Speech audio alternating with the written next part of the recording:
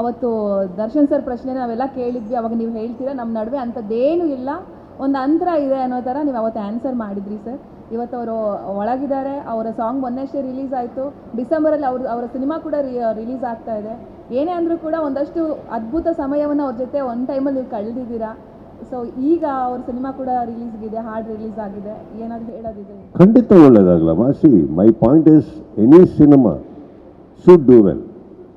Okay, ನಾನೀಗ last ಟೈಮೇ ಹೇಳಿದೆ, ವಿಚಾರ ಬಂದಾಗ ಅವ್ರ ನೋವುಗಳು ಅವ್ರಿಗಿರ್ತವೆ, ಅವ್ರ ಫ್ಯಾನ್ಸಿಗೆ ಅವ್ರ ನೋವುಗಳಿರ್ತಾರೆ ಅಂದಾಗ ನಾವು ಮಾತಾಡೋದು ತಪ್ಪಾಗುತ್ತೆ.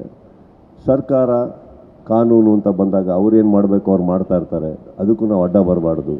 ತಪ್ಪು ಸರಿ ಅಲ್ಲಿ ನಿರ್ಧಾರ ಆಗುತ್ತೆ, ಹಾಗಂತ ಅವರು ಏನು ಕೈ ಕಟ್ಕೊಂಡು ಕೂತಿರಲ್ಲ, ಎಲ್ಲ ಮಾಡ್ತಾ ಇರ್ತಾರೆ. ನಾನು ಕೆಲವುದಕ್ಕೆ ಯಾಕೆ ತಲೆ ಹಾಕಕ್ಕೆ ಹೋಗಲ್ಲ ಅಂದರೆ, ಒಂದು ವೈಯಕ್ತಿಕವಾಗಿ ನನಗೆ ಇಂಟ್ರೆಸ್ಟ್ ಇಲ್ಲ ಯಾರದೇ ವಿಚಾರ ತಲೆ ಹಾಕೋಕ್ಕೆ. ಎರಡನೇದು, ನಾವು ಮಾತಾಡೋದು ಕೆಲವು ವಿಚಾರದಲ್ಲಿ ತಪ್ಪಾಗುತ್ತೆ, ಅದಿನ್ನೂ ಕೆಡಿಸುತ್ತೆ ವಿಚಾರಗಳನ್ನು. ಇದನ್ನು ಅರ್ಥ ಮಾಡಿಕೊಂಡ್ರೆ I think it's better. Apart from that, ನಿಮ್ಮ ಫಸ್ಟ್ ಪಾರ್ಟಿಗೆ ಬರೋಕ್ಕೆ ಹೋದರೆ ಅಫ್ಕೋರ್ಸ್ ಗ್ರೇಟ್ ಮೂಮೆಂಟ್ಸ್ ಯಾರೊಟ್ಟಿಗೆ ಕಳೆದಿರಲ್ಲ, ನಾವು ಏನೇನು ಕಳೆದಿರಲ್ಲ ನಾವೆಲ್ಲ. ಬಟ್ ಆಮೇಲೆ ಯಾವ ಕಾರಣಕ್ಕೆ ಹಿಂಗಾಗಿರ್ತೀವಿ, ಆ ಕಾರಣ ಯಾರಿಗೂ ಬೇಕಾಗಲ್ಲ, ನಮಗೆ ಗೊತ್ತಿರುತ್ತೆ. ಗೊತ್ತಿದ್ದಾಗ ಏನಾಗುತ್ತೆ, ನಾನು ನಿಮಗೊಂದು ಒಳ್ಳೆ ಉದಾಹರಣೆನೂ ಕೊಟ್ಟೆ. ಕರೆಕ್ಟ್, ಸೂರ್ಯನು ಚಂದ್ರನು ಎರಡೂ ಚಂದನೇ ಅದರ ಜಾಗದಲ್ಲಿ.